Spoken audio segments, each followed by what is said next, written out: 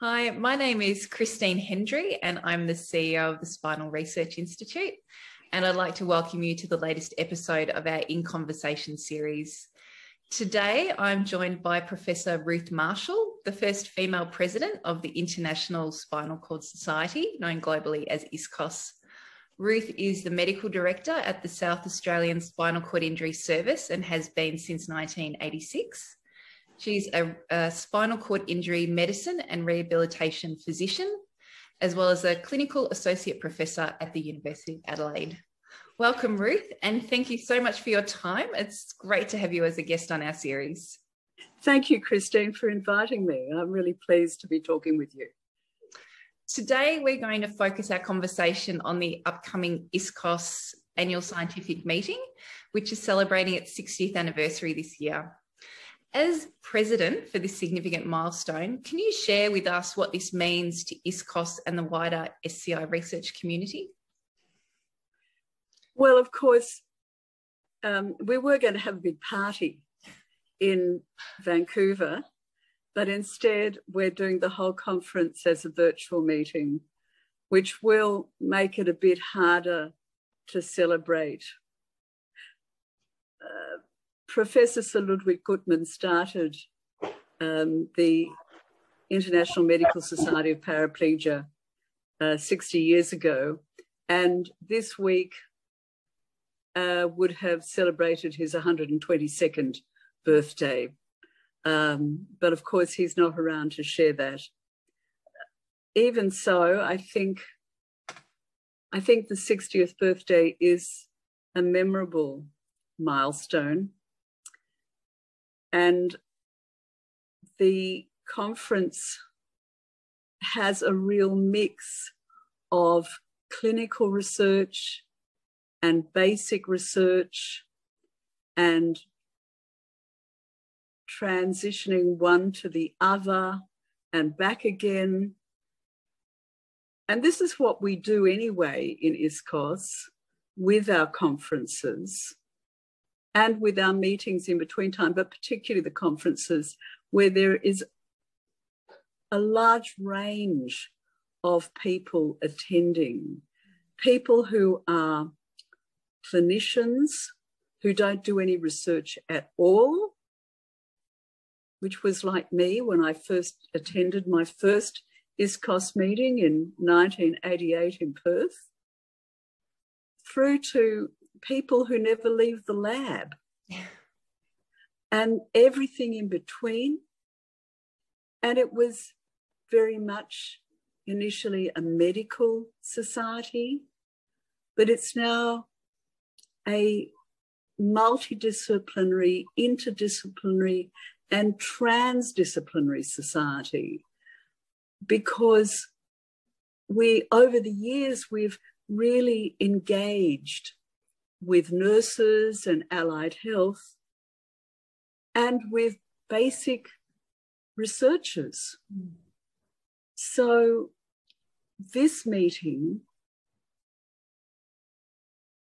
really is, I think, a coming of age.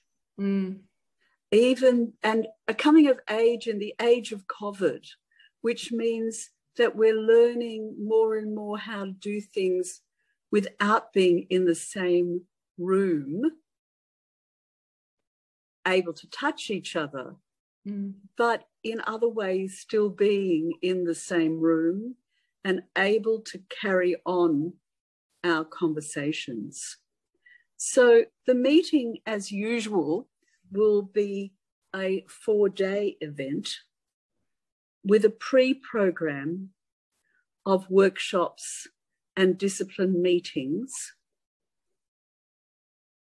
And then the main conference will be 3 days, starting on the 30th of September, with the workshops on the 29th, and going through to the 2nd of October, which is a Saturday. Last year, we had a dance party as part of the conference, with people invited to engage from wherever they were It was at some ungodly hour in Australia. 1 a.m. So, yes, that's correct. And I'm afraid that the incoming president went to bed.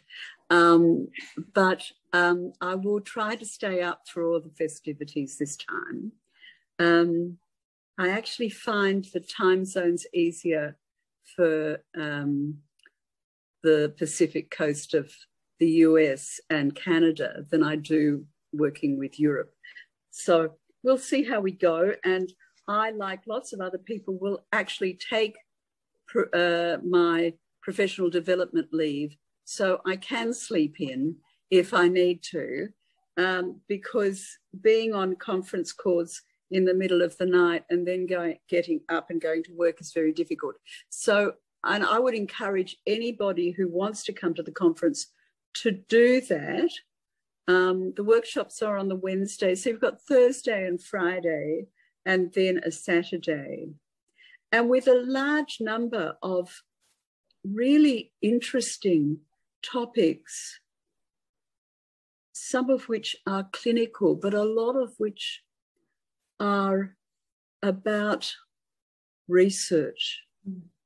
So, and if you only want to come to one day, well, I'll tell you what Saturday's like.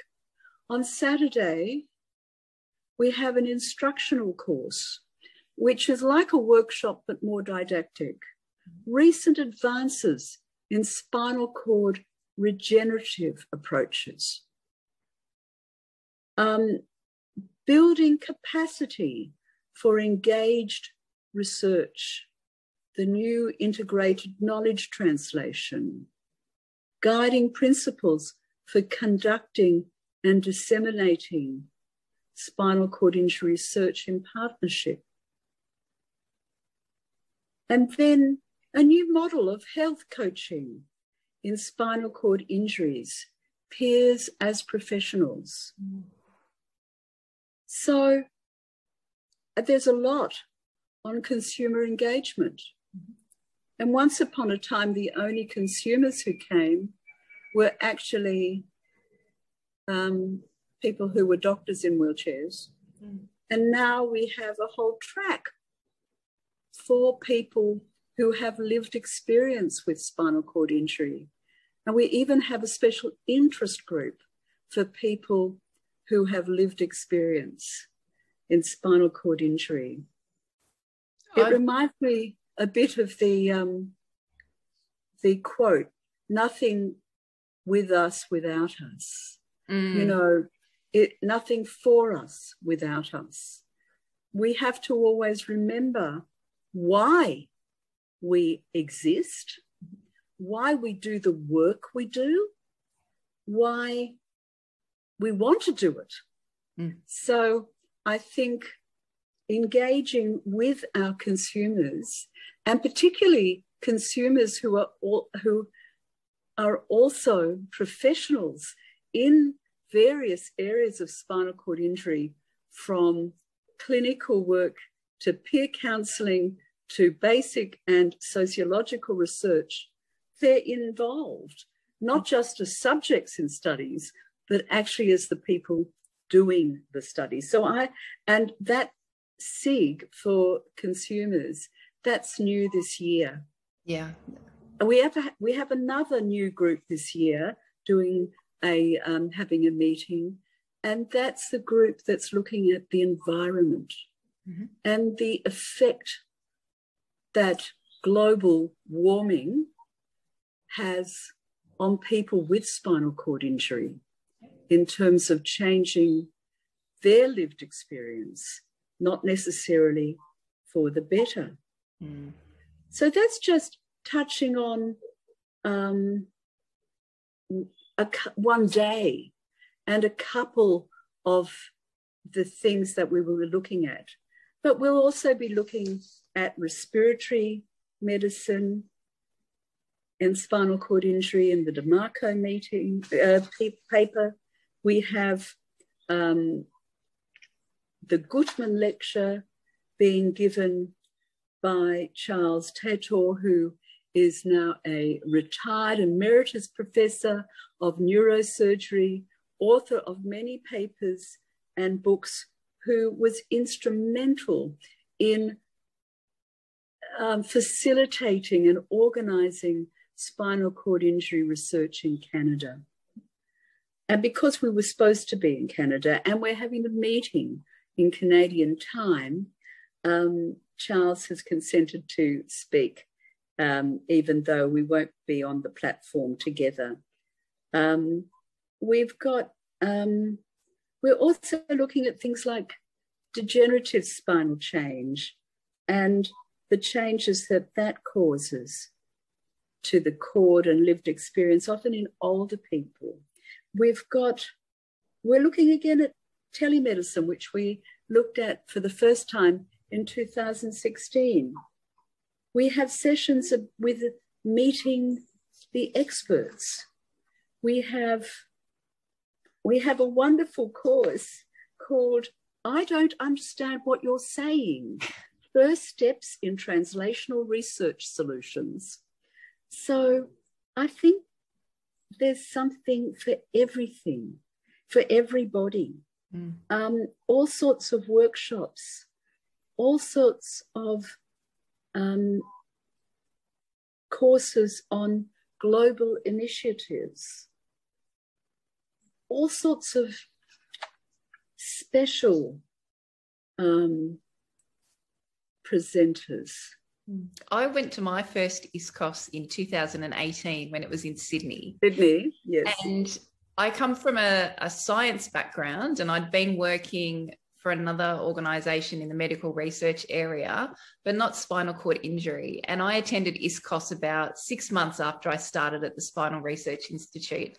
And I have to say, it was the perfect opportunity just to get to grips with the breadth of what was happening worldwide in research and clinical areas. And it was just wonderful, a wonderful learning experience, and really helped me get up to speed and get to grips with everything that was going on. It was wonderful. And one observation was that there was probably, I think, maybe one session around consumer engagement and integrated knowledge translation. And now, as you say, there's a whole raft of sessions that are related. The SRI is involved in a couple of the workshops.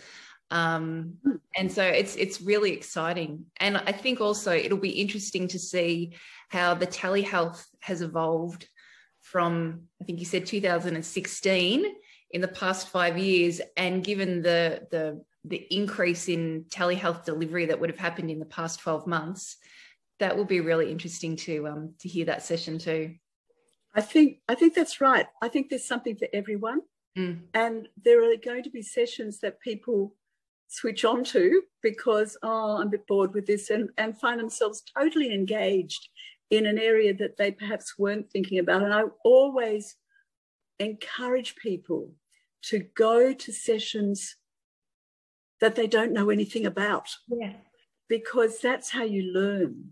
And of course, we met at that meeting in Sydney, and I have to say that James Middleton and I remain very proud of how successful that meeting was, and I'm very sad. The thing that I'm sad about, not only for this meeting but also last year, was that we can't meet in person.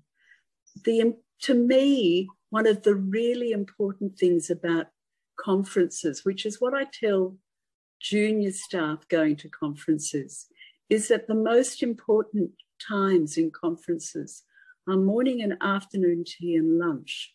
When you get to talk to people, when you get to sit down and have a coffee and discuss issues and decide perhaps not to go to the next session because you're so engaged in a conversation about perhaps collaborating or doing future research or trying to find out more about the research that someone is doing.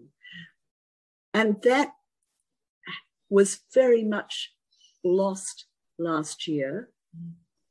And this year we are trying something else with an improvement in our virtual platform. So there will be lots of breakout rooms And in fact, you'll create your own little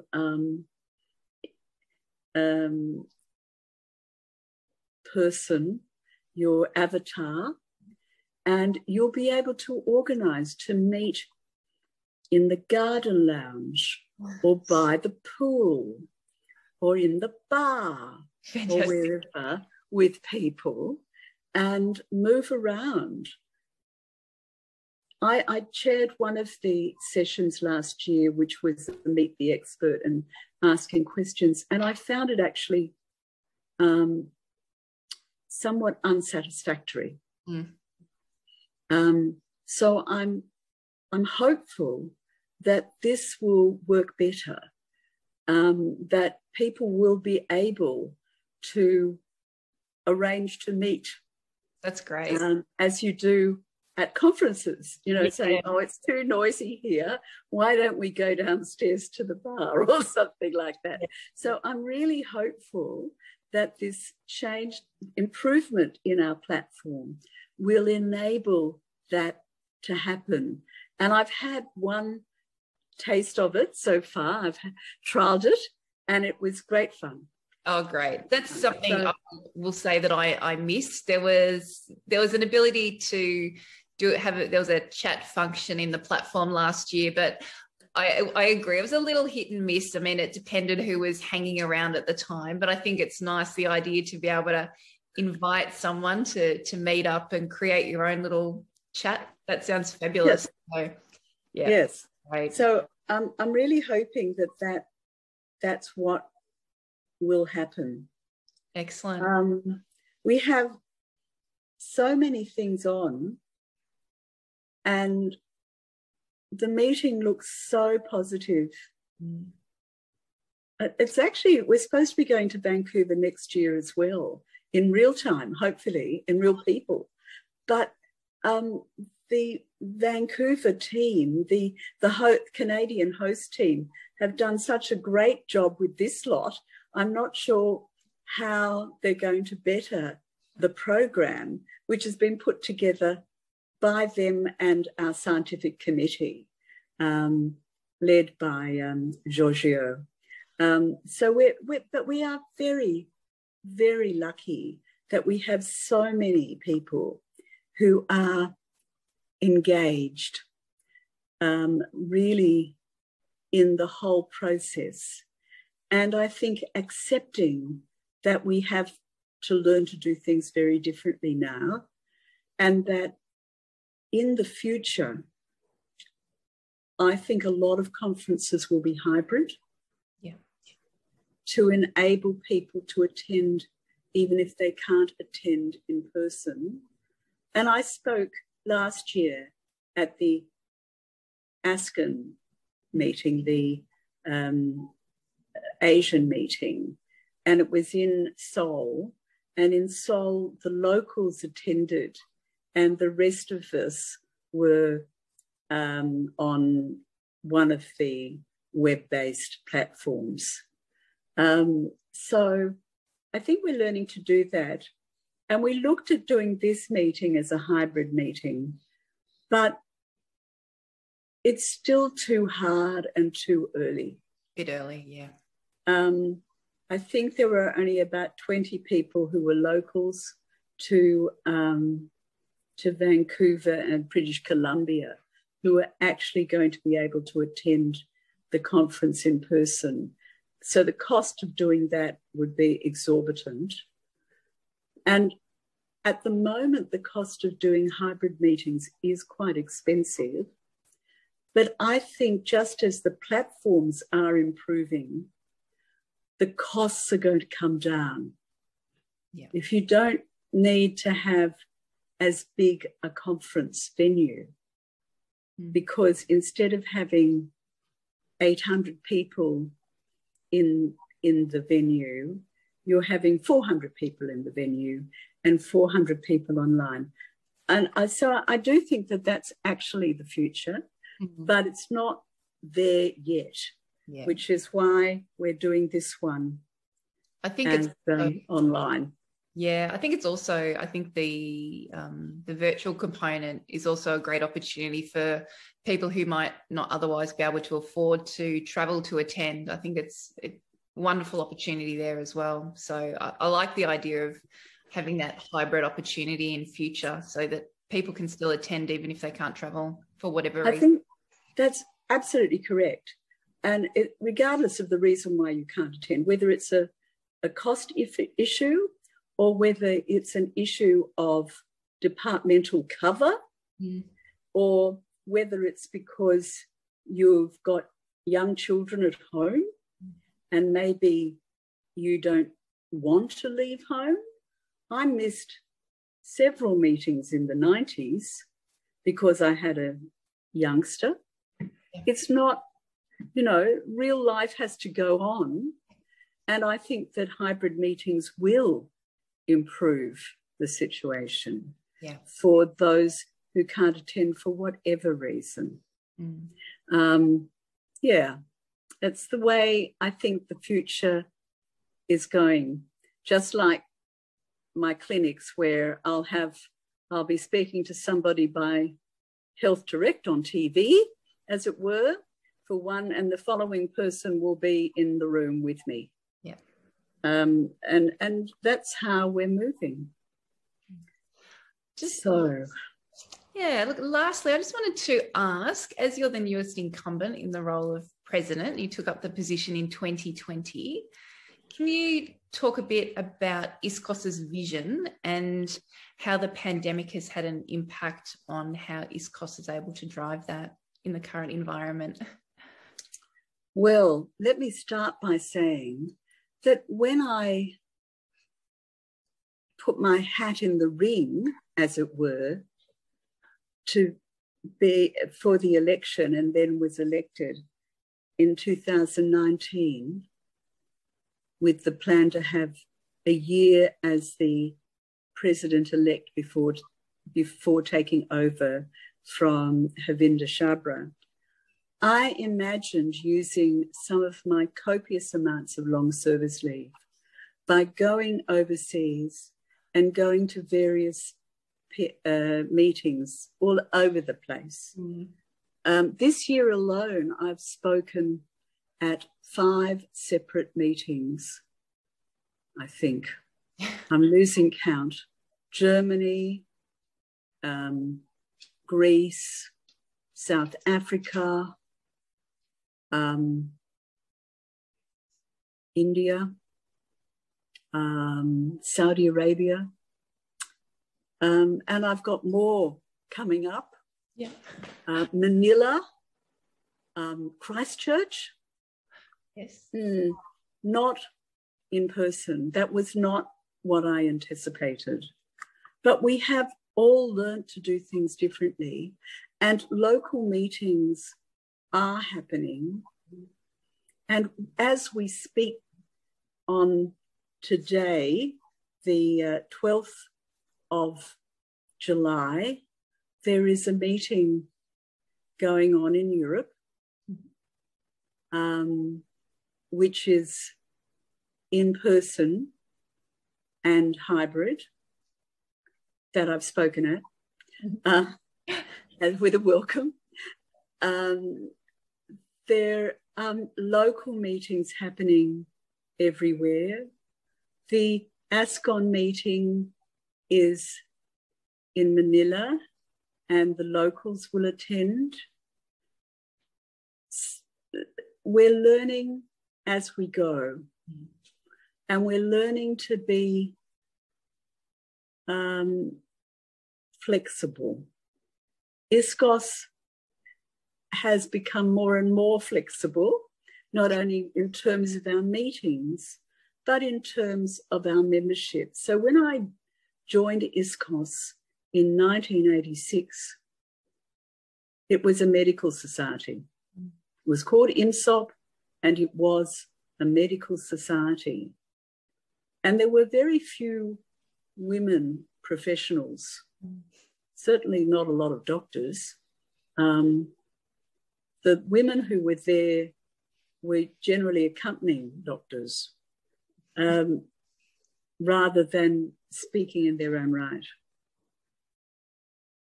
Increasing numbers of allied health and nurses meant that they had to look at membership.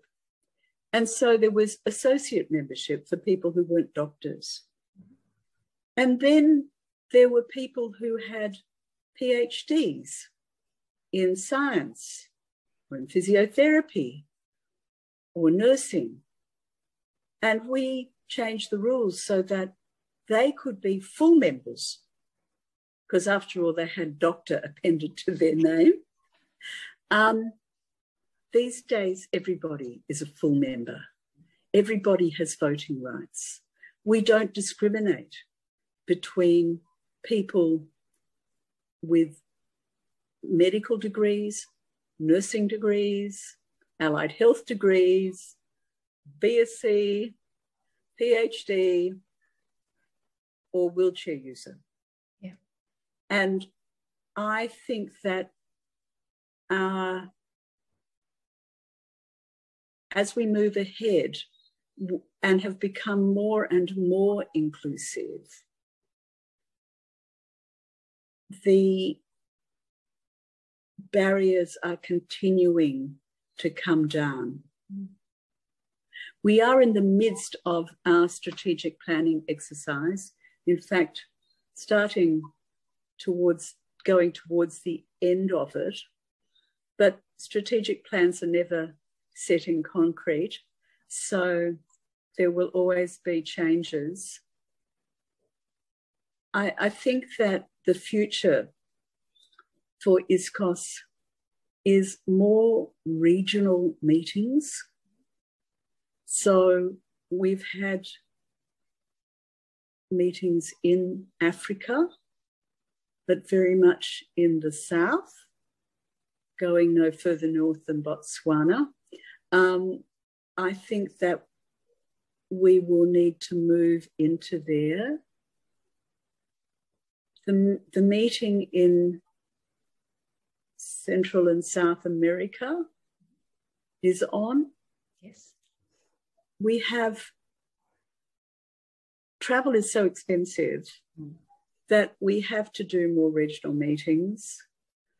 Unfortunately, this year's ISCoS meeting, our local meeting, is again virtual. I was looking forward to having a holiday in New Zealand, yes, and I guess that may still be possible, but not at the time of the meeting. I see us moving forward in a way where we actively include more people. We actively work in less resourced settings to engage with our consumers and to assist those who are working in those areas. To this end, we are currently updating our eLearn SCI platform with a whole new section on consumer access, and updating other sections and including some new chapters. So that's, I think, part of our education focus, because at its heart, ISCoS is about education. It's about prevention, primary, secondary, and tertiary prevention. It's about finding the best research to give the best outcomes, both in the acute and rehab areas, but also the lifetime living with spinal cord injuries. Because one of the issues, of course, is that 60 years ago, someone with a high spinal cord injury was not expected to live very long. Now they live for almost normal life expectancy.